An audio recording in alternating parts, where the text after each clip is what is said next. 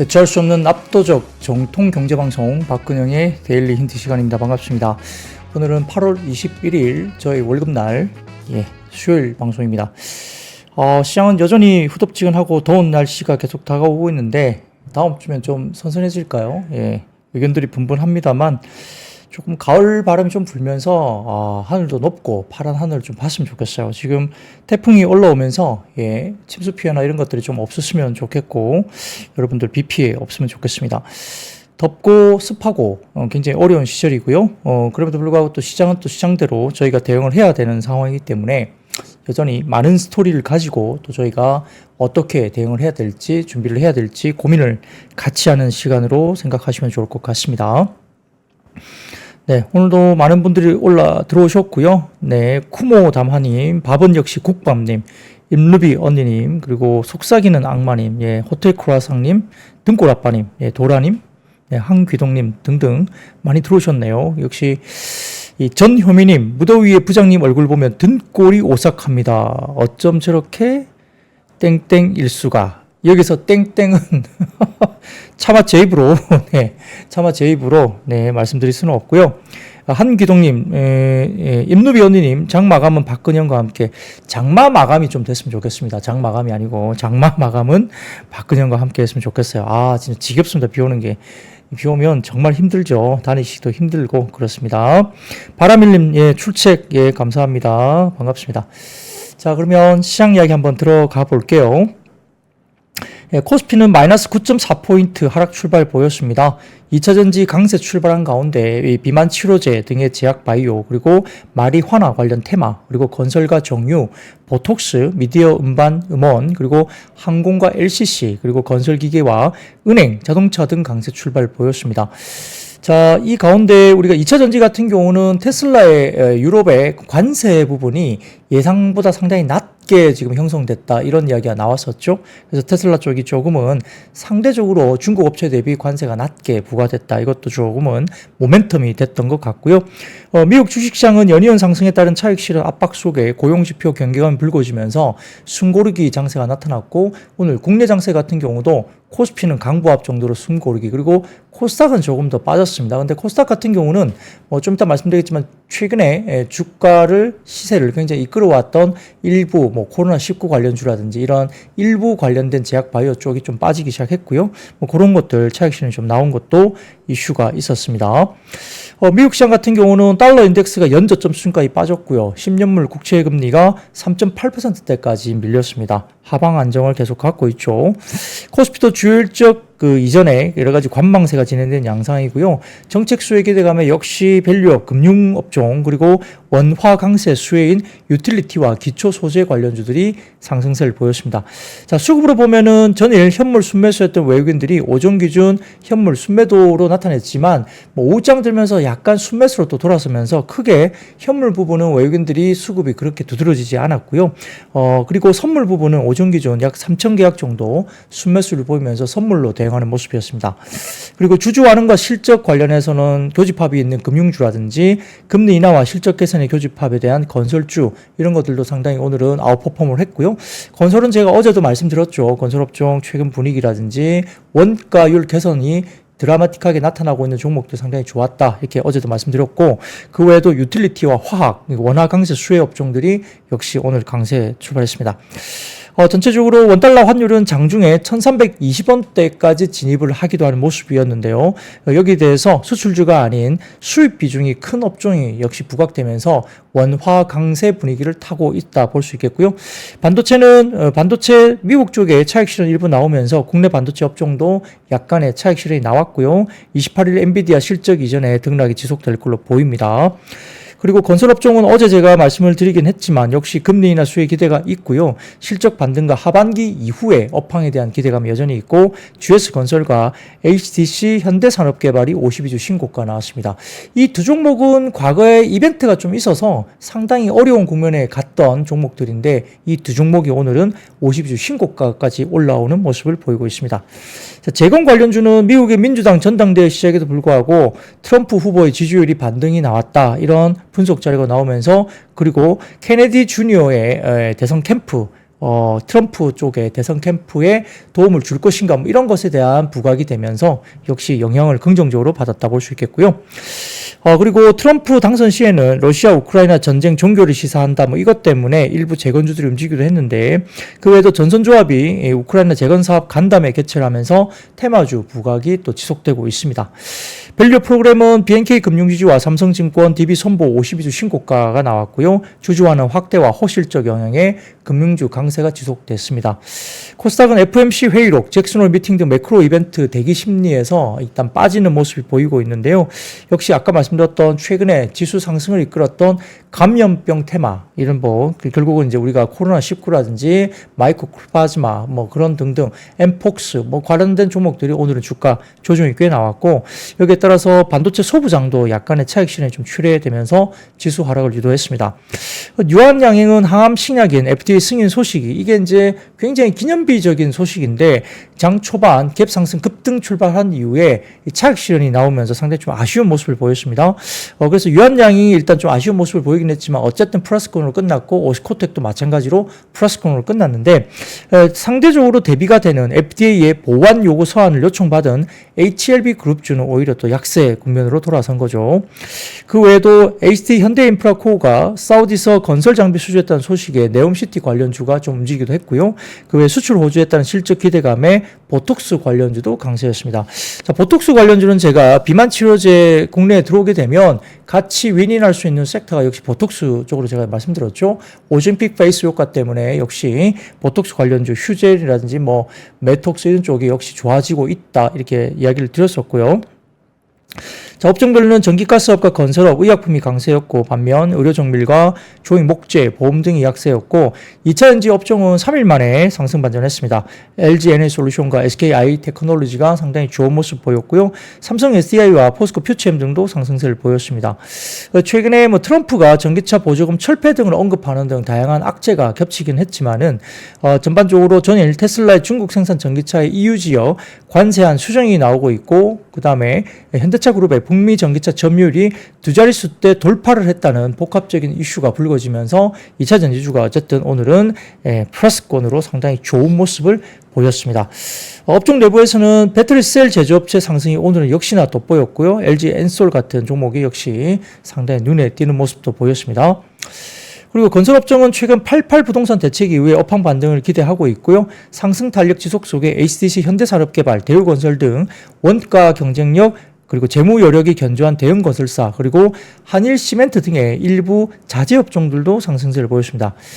자, 최근에 발표됐던 88 부동산 대책은 저도 굉장히 좀 고무적으로 생각하고 있는데요. 물론 국회 통과에 대한 여부가 필요하지만 88 부동산 대책 그대로 진행된다면 재개발 재건축 사업에도 상당히 긍정적인 흐름입니다. 예를 들어서 역세권 개발도 기존의 1.2배의 용적률 상향을 1.3배까지 역세권 개발로 상향 조정하는 부분, 그리고 이 동강 간격에 대한 규제 완화, 이런 것들도 이 용적률을 받아서 이제 설계를 그릴 때 동강 간격 규제 때문에 설계가 굉장히 어려워지는 부분이 분명히 있습니다. 그래서 서울시 같은 경우는 특별건축구역 이런 것들에 대한 부가 준칙을 넣어서 이렇게 약간의 디자인이라든지 설계 부분을 특화시키면서 동강 간격을 좀 완화시키는 그런 특수한 부분도 있는데, 자, 이게 이제 전국에 퍼져 있는 건 아니거든요. 그래서 특별건축구역과 관련된 부분들을 적용하느냐, 이런 부분들이 상당히 좀 하나의 승인을 받아야 되는 허들입니다. 근데 이번에 88 부동산 대책 같은 경우는 이런 것들을 기본적으로 완화시키는 내용들도 포함되어 있기 때문에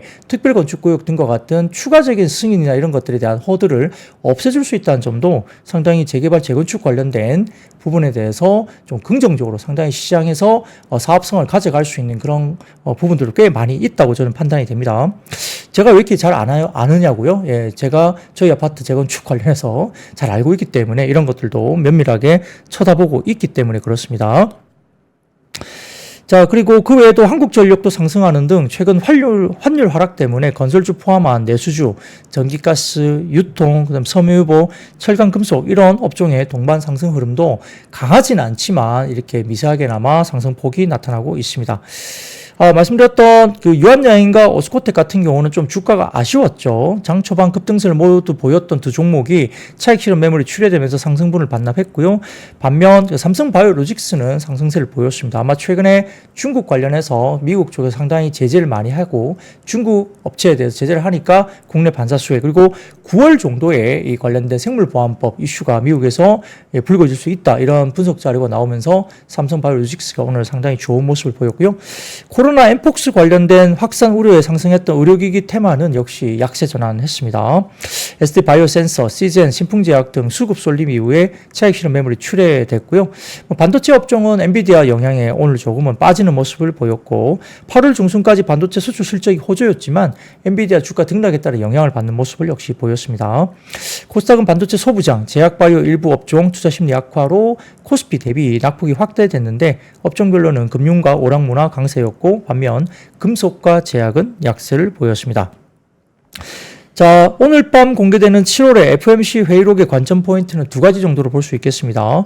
미국의 고용 상황에 대한 연준의 시각, 그리고 9월 이후에 금리 인하와 통화정책 완화 기조의 정도가 어느 정도 될 것이냐, 이 두 가지를 좀 보셔야 될 것 같은데, 자, 시장은 50bp 금리 인하를 상당히 높게 점쳐졌지만 지금 그게 다 빠져버렸죠. 그래서 지난주 5월 50bp 금리 인하 선반영하기도 했지만 회의록 공개를 앞두고 지금은 다시 25bp 금리 인하 가능성이 67.5% 정도로 굉장히 이제 첫 번째 초이스로 볼 수 있습니다. 그래서 현실적인 수준까지 금리 인하 가능성이 현실적인 수준까지 왔다. 그래서 저는 뭐 나쁘지 않다 보고 있고요.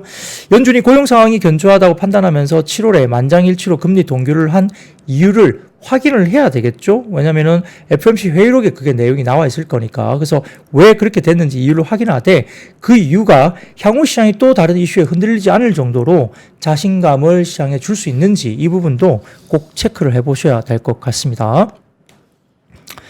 자, 그러면 그런 부분들 좀 보시면 좋을 것 같고요. SW님, 부장님 정유사는 왜 안 올라가나요? 유가가 계속적으로 약세 국면입니다. 예, 지금 제가 좀 일부 말씀을 드릴 텐데 유가가 조금 더 빠질 수 있다는 이야기를 많이 해요. 그래서 그 기조에는 중국의 경기가 역시 좀 어려워진다는 부분들을 상당히 많이 포함하고 있는 것이 아니냐 이런 분석이 많습니다. 그래서 유가 부분에 힘을 못 쓰고 있고 정제 마진 부분도 좀 약하게 거래되고 있다 보니까 정유 관련해서 조금 쉽지 않고요. 자, 이제 그 관련해서 예를 들어서 뭐 흥구속이라든지 막 이런 종목 올라가는 거는 관련해서 뭐 우크라이나 전쟁이라든지 중동 지역 전쟁 뭐 이런 것들이 이슈가 불거지면 뭐 흥구속유 이런 것들은 막 급등하거든요. 그거는 원천적인 어떤 펀더멘탈 관련된 뭐 전방 산업에 대한 부분들은 전혀 아니고 이 전쟁과 관련된 테마성 움직임이기 때문에 전혀 별개의 움직임으로 볼 수는 되겠습니다. 자, 그래서 첫 번째 매크로 지표 한번 보여드리겠습니다. 자, 밀세증권에서 엔화 강세 스타일이 좀 바뀌었다라는 이슈로 이야기를 했는데요. 자, 첫 번째 자료 좀 보여주시면 일본의 엔화의 비상업 선물 포지션과 달러엔 환율 추이 관련된 지표입니다. 이게 보시면 회색 부분이 음영 부분이 보이는 것이 역시 엔화에 대한 투기적 순매도 포지션이거든요. 이게 2021년 3월 9일 이후로 최근에 처음으로 순매수 전환했습니다. 역시 엔화 강세로 배팅을 하고 있다는 게 회색 부분이 밑에 음영 부분이 아주 낮은 부분에서 쫙 치고 올라와서 지금 오른쪽 끝에 보시면 플러스로 순매수로 전환하는 모습이 보이실 겁니다. 그래서 그동안 엔화 강세를 지지했던 일부 정부의 개입이라든지 BOJ 정책 변화 그리고 캐리 트레이드 등의 요인 외에도 안전자산으로서의 엔화 매력이 높아진 것은 아닌가라는 판단을 조금 해볼 수 있다 이렇게 평가를 했고요. 동시에 엔화와 함께 대표적인 이 안전자산의 금 가격, 자 다음 표를 보여주세요. 좀 골드 ETF 보유 실물금 보유량과 금 가격 추이인데요. 자 보시면은 지금 실물 관련된 부분에 대해서 이 오렌지 색깔 실선 보시면 이게 실물금에 대한 부분이고요. 그다음에 검은색 실선이 이제 골드의 가격이겠죠. 금 가격. 그래서 이런 부분들이 엔화와 함께 대표적인 안전자산으로 불리는 금이 최근에 신고가 랠리를 지속하고 있는 상황인데 이렇게 ETF 쪽에서도 실물 보유, 금의 보유량을 늘리고 있는 모습이 보입니다. 최근 세계 금협회에 따르면 아시아뿐만 아니라 선진국 중심으로 해서 금에 대한 수요가 지속 늘고 있는 것으로 평가를 받고 있습니다. 자, 거기고 그 다음 표 보여드리겠습니다. 제가 좀 전에 유가 말씀드렸는데요. 자, 이게 메리츠 증권의 자료인데요. 유가가 이제 데드 크로스가 날 가능성이 있다라고 이제 평가를 하는 것 같은데, 지금 보시는 게 국제유가 WTI 추이입니다. 그래서 WTI가 2014년 이후에 딱 두 번의 기술적인 데드 크로스가 발생한 적이 있는데, 그때는 어떤 때냐면 2014년도 같은 경우는 미국 셰일 오일 붐에 따른 공급 충격이 있었던 때였고요. 두 번째 2020년도에는 글로벌 팬데믹에 따른 수요 충격이 있었던 두 번째 자료입니다. 그래서 기술적 데드크로스가 두 번 정도 2014년 이후로 10년간 딱 두 번 있었는데, 그리고 지금 데드크로스가 발생할 가능성이 굉장히 임박했다 이렇게 평가를 하고 있습니다. 제일 오른쪽에 동그라미가 보이시죠? 그래서 이렇게 데드크로스가 나오는 부분이 있는데, 이게 뭐 200일선하고 100일선 사이에 뭐 데드크로스 50일선 이평선에 데드크로스가 나는데, 자, 만약 발생을 하게 된다면 공급 충격보다는 오히려 수요 충격의 가능성이 좀 더 높지 않을까 이렇게 평가를 받습니다. 특히 중국의 경기 부진과 관련된 부분들이 영향을 받고 있고, 10년 만에 세 번째 데드크로스가 나올 가능성을 조금 언급하고 있습니다.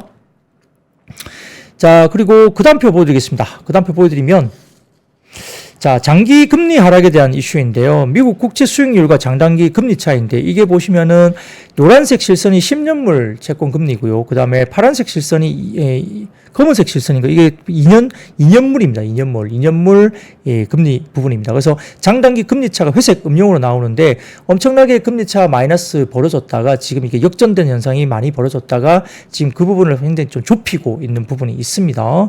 그래서 미국채 수익률 장단기 금리 차가 2년물과 10년물이 역전되면서 이 폭을 그래도 최근에는 마이너스 폭을 많이 줄이고 있는 모습인 것 같고요.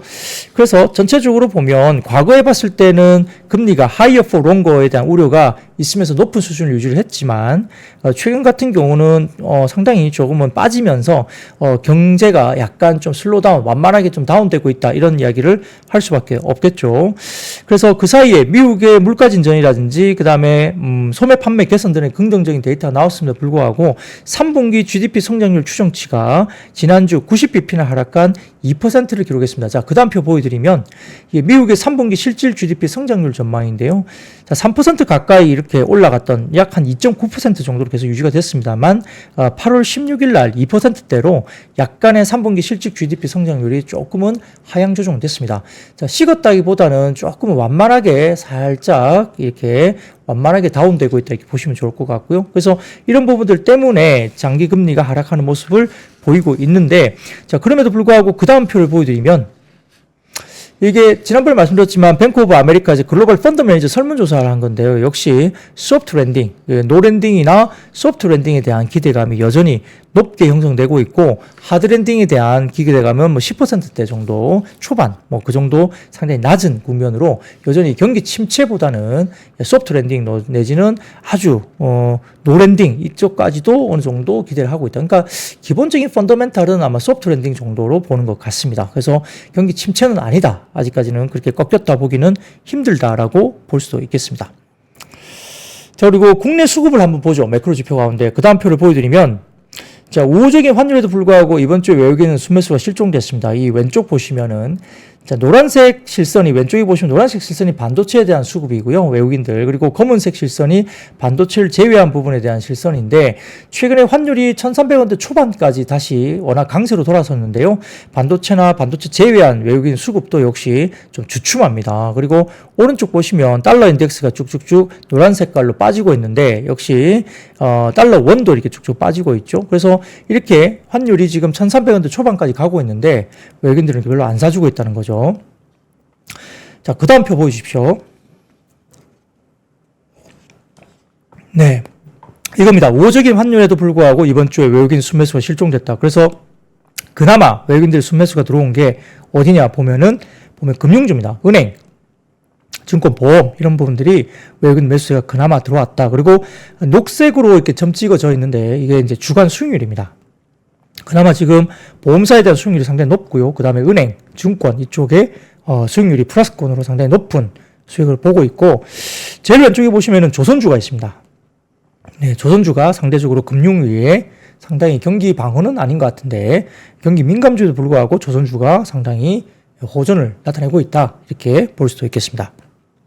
그러니까 대부분 보면 증권은행 보험 쪽으로 상당히 금융주 중심으로 그래도 외국인들이 사고 있고 순매수 관련된 움직임은 아직까지 상당히 약한 것이 아니냐. 그리고 전반적으로 밸류 프로그램의 직간접적인 수혜 섹터로 외국인들은 좀 집중을 최근에 상당히 약하게나마 하고 있다. 이렇게 시장을 볼 수도 있겠습니다. 매크로 지표 관련된 이야기는 이 정도 마무리하고요. 상당히 좀 어려운 구간이지만 그래도 이런 것들 전체적인 업황, 시장을 보는 눈도 좀 필요하기 때문에 관련된 이야기를 좀 드려본 것 같습니다. 자, 지유리님, 못 봤던 분인데요. 네, 부장님 안녕하세요. 오늘도 잘 듣겠습니다. 들어오셨네요. 감사합니다. 추르낭님, 예, 금을 사세요. 네, 안전자산 쪽으로 좀 더 좋게 보시나 보죠. 네, 그래서 전체적으로, 네, 금에 대한 수요가 좀 더 높아지고, 아마 금과 관련해서는 아마 3,000달러 정도까지 이상 올라갈 걸로 시장 이야기를 또 하는 것 같습니다. 그래서 상당히 좀 높게 더 올라갈 걸로 이야기들을 많이 해서 아직까지 금에 대한 가격에 대한 긍정적인 흐름이 좀 더 가지 않겠나 이런 말들이 조금 더 많은 것 같아요. 자, 그러면 첫 번째 섹터 반도체로 넘어가겠습니다. 전일 필라델피아 반도체 지수가 약세 마감을 했고요. 종목들로 조금씩 다 빠졌죠. 그래서 오늘 그 영향도 받았는데, 그럼에도 불구하고 관세청에 따르면 8월 1일부터 20일까지 수출액 331억 2,100만 달러로 작년 같은 기간보다 18.5% 수출 지표는 증가했습니다. 조업잇을 고려한 일평균 수출액도 18.5% 늘었고요. 특히 품목별로 보면 반도체 수출이 42.5%로 급증했고, 반도체 수출액은 월간 기준으로 작년 11월부터 증가세로 돌아선 뒤 지금의 9개월째 두 자리 숫자의 증가율을 계속 기록하고 있다 보입니다. 자, 그 다음 표를 하나 보여드리겠습니다. 표를 보여드리면 SK증권 자료인데요. 이렇게 붉은색 막대 그래프가 24년 8월 1일부터 20일까지고요. 위에 표는 회색과 7월 1일부터 20일까지 전달 대비 이렇게 평가를 한 거고, 아래쪽 보시면은 회색 부분은 5월 1일부터 20일까지, 그리고 붉은색은 24년 8월 1일부터 20일까지 비교를 해놓은 표입니다. 그래서 전체적으로 상당히 견조하게 수출이 그대로 나가고 있다는 모습이 보이는 것 같고요. 반도체는 좀 쉬었지만 사실 이번 주, 글쎄요, 지난주부터 반도체 소부장들이 꽤 많이 올라왔어요. 그러니까 빠지기도 많이 빠졌지만 반도체 소부장 차트 보시면 아래쪽 빠진 이후에 V자 반등이 꽤 많이 나온 종목이 꽤 있습니다. 그래서 오늘 잠깐 쉬어가는 거는 일정 부분 만족스럽진 않지만 주가가 반등 준 이후에 V자 반등 이후에 조금 눌림이나 쉬어가는 모습이 아닐까 정도로 급락하는 모습은 안 나왔죠. 반도체 소부장이. 그래서 그렇게 아주 나쁜 흐름은 아니다 볼 수 있겠고요. 반도체 이야기를 하다 보니까 역시 이제 우리가 전력 설비나 이런 쪽도 말을 안 할 수 없는데, 역시 HD 현대일렉트릭이 오늘도 괜찮았습니다. 모습이. 그래서 다음 표 로이터 통신 헤드라인을 가져와 봤습니다. 자, 로스 아메리카 이렇게 나오면서 쭉 나오죠. 여러분 한눈에 눈에 들어오실 겁니다. 자, 미국의 데이터 센터 건설이 전년비 70% 급증했다 이렇게 나오는 겁니다. 자, CBRE에 따르면 북미 주요 시장에서 건설 중인 데이터 센터 공급량이 1년 전에 비해서 약 70% 증가하면서 3.9기가와트를 기록했다 평가를 했고요. 세계 최대 기술 기업들이 AI와 클라우드 컴퓨팅 사업을 확장하기 위해서 경쟁이 뛰어들면서 데이터 센터 전력 수요가 급증하고 있고 다 아는 이야기입니다. 미국과 캐나다의 8대 시장에 500메가와트 이상의 신규 데이터 센터가 들어섰는데 실리콘밸리의 기존 데이터 센터 용량과 거의 맞먹는 규모로 새로 들어왔다는 거죠. 상반기에만 그랬다는 겁니다. 동시에 데이터 센터 공실률은 사상 최저치인 2.8%로 데이터 센터 공실률이 사상 최저치까지 빠졌습니다. 데이터 센터 가격은 상승했고 일반적으로 최신 센터는 오래된 센터에 비해서 프리미엄까지 붙고 있다라는 로이터 통신의 이슈가 있었죠. 그래서 전력 수요에 대한 부분들은 여전히 강한 모습을 보이고 있고, 관련된 변압기 대장주는 역시 현대일렉트릭이 지금까지는 아직은 대장을 보고 있다라고 볼 수도 있겠습니다. 자, 두 번째 섹터입니다. 오늘도 건설주입니다. 어제도 제가 건설주 원가율 개선 관련된 이슈도 보여드렸고, 여러 가지 재무구조라든지 몇 가지 차트도 보여드리면서 건설주 말씀을 좀 드렸었는데요. 자, 25년 하반기부터 원가율 개선 전망에 대한 IM증권에서의 보고서가 나왔었습니다. 건설업종에 비해서 공사비 지수는 21년 이후에 현재까지 약 30% 가까이 상승했다라고 보입니다. 건설사의 원가 부담은 굉장히 좀 우려가 되는 거죠. 공사비 지수가 올라간다는 것은 일부 자재비라든지 인건비 이런 쪽이 다 문제가 되겠죠. 그래서 건설사의 원가 부담이 되고 있는데 또 분양가라든지 이런 것들이 무작위로 올릴 수가 없기 때문에 그런 부분들 때문에 이 이익률이 조금은 우려가 된다. 뭐 이런 분위기였죠. 특히 21년부터 22년 착공 물량들의 원가율 부담이 공사비 상승률이 완만해진 23년 이후 착공 물량들보다 더욱 심하게 나타났다라고 평가를 했습니다. 이 건설사별로 차이는 있지만 21년부터 22년 상반기 착공 현장의 매출이 24년에도 40에서 70% 정도 인식되고 있는 상황인데 분양 경기가 극도로 악화된 23년 작년에 건설사들의 착공 현장이 미미하고 원가 개선까지는 시간이 좀 걸릴 것으로 보이긴 하지만 늦어도 25년 하반기부터는 유의미한 원가율 개선을 기대할 수 있을 것으로 평가를 했습니다. 자, 첫 번째 자료 보여드리면 건설사별 연도별 주택 건축 부분 착공 면적입니다. 제일 왼쪽이 현대건설인데요. 21년부터 24년까지 막대 그래프가 4개가 있습니다. 각 그 건설사마다. 보시면 22년도 착공이 상당히 많았네요. 그리고 24년은 23년 대비 조금은 이렇게 살아나는 그런 모습이 좀 보이고 있고 현대엔지니어링, GS건설, 대우건설, DLENC, 현대산업개발 다 보면 21년과 22년도에 착공 부분 면적이 상당히 넓습니다. 굉장히 높게 나타나죠. 근데 이제 23년, 24년이 조금 이제 천천히 슬로우하게 이제 다운 많이 돼 있는데 24년이 좀 살아나는 건설사도 좀 일부 있는 것 같습니다. 자, 그 가운데 역시 HDC 현대산업개발의 경우에 광주 화정 사고 22년 1월 달 이때 사고 여파로 22년에 착공 물량이 크게 줄어들 수밖에 없겠죠. 공사비가 급등한 시기 오히려 보수적인 착공으로 했기 때문에 실적으로서 24년 현재 원가율에 오히려 긍정적인 영향을 미치고 있다. 그러니까 사고 난 이후에 이제 당연히 착공을 못 했겠죠. 이슈도 있었고 누가 또 좋아하겠어요. 그때 당시를 보면. 그래서 SD 현대산업개발을 찾는 곳이 별로 없을 수도 있고 그래서 이런 부분들이 착공을 별로 22년도에 공급 물량을 완전히 줄일 수밖에 없는 상황이었죠. 근데 현재로 이제 다시 복귀를 해보면 원가율 개선에 상당히 긍정적인 영향을 주는 이벤트였다. 그 뒤로 아무것도 안 한 것이 오히려 지금은 좋은 방향으로 영향을 미치고 있다는 평가를 한 것 같습니다. 25년부터는 H1 프로젝트 자체 주택 사업이 있는 것 같아요. 매출 인식이 예정되어 있고 최근에 우리가 HDC 현대산업개발 이야기가 꽤 많이 나오는데 자 그런 것들 이야기 나오면서 프로젝트 관련된 자체 주택 사업 관련 매출 인식 예를 들어 광운대 관련된 부분이라든지 이런 자체 사업 관련된 이슈가 있는 거죠. 그런 것도 계속적으로 이야기되고 있고 타 건설사 대비 주택 건축 부분의 원가율 개선폭이 상대적으로 좀 클 것으로 이야기를 하고 있습니다. 자, 그래서 그 다음 표 보여드리면, 자, 커버리지, 그러니까 IM증권에서 커버리지 하고 있는 건설사 주택 건축의 GPM 추정입니다. 이게 마진율 추정인 것 같아요. 보시면, 위쪽에 도드라지게 올라가 있는 검은색 실선이 보이실 텐데, 이게 HDC 현대산업개발인 것 같습니다. 네.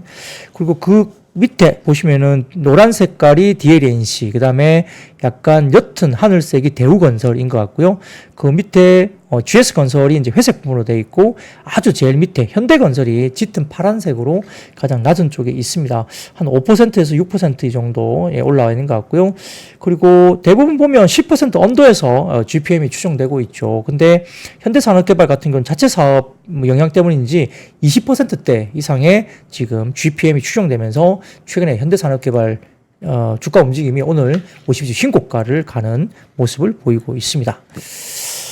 자, 좀 아이러니하죠. 22년도도 마찬가지로 아직도 좀 잊혀지지가 않는 그런 사고였고, 그래서 현대산업개발이나 GS건설이 여전히 이제 개인들 뇌리 속에는 별로 이렇게 썩 좋은 이미지가 아닐 수 있습니다. 아직도 그 사고에 대한 생각들이 다 머릿속에 남아있는데, 주가는 신고가예요. 그러니까 참 좀 아이러니한 모습이 보이죠. 그런 것들도 상당히 좀 주식시장의 또 특징이 아닌가 싶습니다. 자, 그래서 그 다음 표 보여드릴게요. 보여드리면 커버리지 건설사의 최근에 이제 PF 거는 굉장히 좀 중요합니다. 익스포저인데요. 24년 2분기 말 기준 PF 익스포저인데, 자, 현대건설이 상당히 좀 상대적으로 높은 편인 것 같습니다. 브릿지론이 파란색, 그리고 옅은 하늘색이 이제 본 PF인데요. 브릿지론과 본 PF의 비중이 상당히 좀 높게, 절대 금액도 현대건설이 좀 높고요. 그 다음에 GS건설, 그 다음에 대우건설, DLNC, 현대산업개발 이런 순인데, 자, 자기 자본 대비 브릿지론의 비율인데요. 여기 보시면은 노란색으로 이렇게 네모나게 딱 점 찍혀진 게 있죠. 여기 보시면은 자기 자본 대비 브릿지론의 비율이 지금 보시면 GS건설이 제일 높네요. GS건설이 40%대 정도 되고요. 그 다음에 현대건설이 조금 낮고, 아주 낮은 게 DLNC가 자기 자본 대비 브릿지론이 아주 낮습니다. 그래서 DLNC는 굉장히 보수적인 지금 착공이나 이런 걸 진행하면서 브릿지론이나 이런 여러 가지 재무 구조에 대해서 상당히 안정성을 가져가려는 노력을 보이고 있다. 일을 안 버리고 있다는 거죠. 그래서 DLNC가 자기 자본 대비 브릿지론 비중이 상당히 낮고요. 그 다음에 현대산업개발도 한 10에서 15% 사이 정도가 되고 약 15% 정도 되는 게 대우건설인 것 같습니다. 근데 GS나 현대건설은 거의 40% 가까이 육박하는 자기 자본 대비 브릿지론이 일단은 가지고 있다고 보이고요. 자, 이런 것들을 중심으로 건설사들에 대한 평가를 개인적으로 한번 해보시면 좋을 것 같습니다. PF가 잘 넘어갔으면 좋겠습니다. 네, PF가 하반기에 별 탈 없이 잘 넘어가서 해결을 잘 봤으면 좋겠어요. 자, 세 번째 섹터입니다. 오늘도 역시 우크라이나 재건 관련주가 상승세를 보였는데 뭐 특이한 이슈보다는 이번에 전반적으로 봤을 때 대통령 후보 관련된 미국 쪽에 지지율 이런 것들이 영향을 미치고 있고요. 외신에 따르면 케네디 주니어의 여러 가지 부분에서 11월 대통령 선거에 제3 후보로 출마를 준비 중인 무소속 로버트 케네디 주니어가 출마를 포기하고 트럼프 전 대통령 진영에 합류하는 방안을 옵션 중에 하나를 고려하고 있다 이겁니다. 자, 뭐 관련해서 케네디 주니어가 나름 뭐 아주 높지는 않겠지만은 어느 정도 지지율을 기반으로 갖고 있기 때문에 자, 트럼프 진영에 합류를 한다면 트럼프 후보 입장에서 상당히 천군만마를 없는 입성일 수 있죠. 그래서 케네디 주니어의 러닝메이트 부통령 후보인 니콜 셔너헨이 20일 현지 시간 공개된 팟캐스트 매체와의 인터뷰에서 향후 진로에 대해서 한 선택지는 선거운동을 계속하고 새로운 제3당을 창당하는 것인데 그 경우에 우리는 트럼프의 표를 더 끌어갈 것이기에 카멜라 해리스와 팀 월즈의 당선 위험을 감수해야 한다고 밝혔습니다. 이에서 셔너헨은 대선 출마를 접고 트럼프에 가세하는 것은 또 다른 선택지라고 언급을 했다고 하고요. 대선 출마를 포기할 경우 지지자에게 그에 대해서 설명을 해야 하기 때문에 결정은 또 쉬운 건 아니다. 뭐 이렇게 언급을 하게 했다고 합니다. 그래서 해리스 부통령과 트럼프 후보의 지지율이 오차 범위 내에서 접전을 또 벌이고 있기 때문에 왔다 갔다 하는데 최근에 해리스 후보의 아주 기세가 등등했지만 살짝 꺾이면서 조정을 받고 있고 트럼프 후보가 이렇게 많이 빠지다가도 살짝 고개를 들면서 다시 좀 회복세로 접어들고 있다 이런 이야기 또 나오거든요. 그래서 상당히 좀 어려운 이 오차 범위 내의 접전인데 케네디 주니어 같은 경우는 현재 지지율 분위기가 한 5% 정도 된다고 합니다. 그래서 이 부분이 접전을 이루고 있는 해리스와 트럼프 사이에서 여러 가지 부분에서는 뭐 어느 쪽으로 이게 가느냐 지지율을 5% 정도를 들고 들어가기 때문에 케네디 주니어가 트럼프 진영에 합류한다면 현재 지지율이 역전될 가능성이 있다는 거죠. 자, 지금 이렇게 보여드리는 자료입니다. 자, 이게 첫 번째 자료인데 자, 미국의 유명 통계학자 네이트 실버가 매일 업데이트하는 실버 블리튼이라는 것인데요. 전국 지지율을 보면 해리스가 47% 그리고 트럼프가 44.5% 정도입니다. 주요 경합지 7개 중에 펜실베니아, 위스콘신, 미시간, 애리조나, 네바다 등의 5곳이 해리스가 앞서고 있고 노스캐롤라이나는 동률 그리고 조지아는 트럼프 우위를 나타내고 있다라고 평가를 받고 있습니다. 자, 그래서 지금 이제 말씀드렸던 게 아까 말씀드렸던 네이트 실버가 업데이트하는 내용이고요. 자, 그 다음 표 보여드릴게요. 그 다음 표 보여드리면, 그 경합주별로 쭉 나와 있죠. 펜실베니아부터 미시간, 노스캐롤라이나 등등 이렇게 해리스와 트럼프의 차이를 이렇게 보고 있습니다. 그래서 7개 경합주 중에 5곳이 아직은 해리스가 앞서고 있다. 이렇게 평가를 하는 것 같고요. 자, 그 다음 표 보여드리겠습니다. 그 다음 표 보여드리면 미국의 모든 여론조사를 모아서 신뢰도에 따라 가중평균한 후에 보여주는 538.com이라는 곳이 있습니다. 538.com. 이게 있는데, 여기 보시면은 전국 지지율이 해리스가 46.6% 그리고 트럼프가 43.8%로 여기에도 아직까지는 해리스가 좀 더 앞섭니다. 그리고 그 다음 표 보여드리겠습니다. 그 다음 표는 이게 뭐냐면, RCP. 전 세계 주요 배팅 사이트의 대선 승리 예측 평균을 보여주는 RCP 사이트인데요. 여기 보시면은 대선 승리 확률에 해리스가 51.4% 그리고 트럼프가 47.3% 정도로 아직은 배팅 사이트에서도 해리스가 조금 더 앞섭니다. 세계 최대 규모의 온라인 배팅 사이트 7개 평균을 가지고 온 건데 해리스의 승리 가능성이 아직은 정배율로 상당히 좀 높게 나타나고 있어서 아직까지는 해리스의 약간의 상승이 좀 나타나고 있는데 글쎄요, 뭐 선거는 항상 열어봐야 되죠. 열어봐야 되기 때문에 미국 선거판은 아직까지는 접전이 아닌가 싶습니다. 그래서 거기에 따라서 재건 움직임도 이렇게 트럼프 후보의 또 재건 이슈 이런 것들 테마가 있기 때문에 역시 주가들이 움직였다 볼 수도 있겠죠.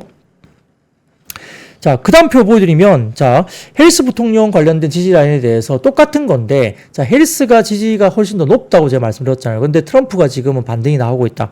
말씀을 드렸는데, 해리스 부통령의 지지율이 계속 괜찮으니까, 역시 지금 대마 관련주라든지 친환경 에너지 관련주가 오늘도 같이 움직였어요. 그러니까 지금 이분에 대해서 약간은 좀 이해가 안 되죠. 아까 좀 전에 재건 관련주는 또 트럼프 때문에 움직였다 그러고, 지금 대마 관련주라든지 신재생 관련된 쪽은 또 해리스 때문에 움직였다 그러고, 그러니까 오늘은 살짝 좀 오버랩이 좀 되는 것 같아요. 그래서 양쪽 다 관련된 테마 쪽으로 한쪽씩 다 움직임이 있었다 이게 보이는데요.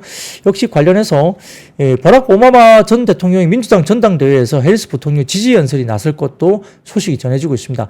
상당히 좀 중요한 연설일 것 같고 힘을 얻을 수 있죠. 해리스 부통령 입장에서는 버락 오바마 전 대통령의 지지 연설도 상당히 힘을 얻을 수 있는 하나의 모멘텀이 될 수 있습니다. 그래서 전반적으로 민주당 전당대회에 오르면서 오바마가 전당대회에서 미국의 역사상 첫 여성 대통령이 될 것이다라는 점을 강조할 것이다. 이렇게 추정이 되고 있는데, 뭐, 그러다 보니까 또 관련된 해리스 부통령 관련 테마, 이쪽도 역시 움직임이 있었다. 그래서 대마 관련된 테마라든지, 그 다음에 캐리, KC 코트렐, SY, 대창솔루션, 효성중공업 등의 일부 태양광과 풍력, 수소 이런 관련된 테마들도 움직였다 볼 수 있겠고요.